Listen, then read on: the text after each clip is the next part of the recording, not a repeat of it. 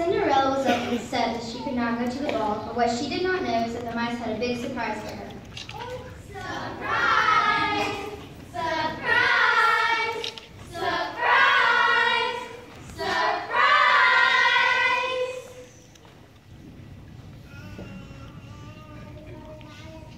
I don't believe it. It's beautiful. How can I thank you? Cinderella put on the dress as fast as she could, tied her hair with a beautiful ribbon, and ran to catch the coach.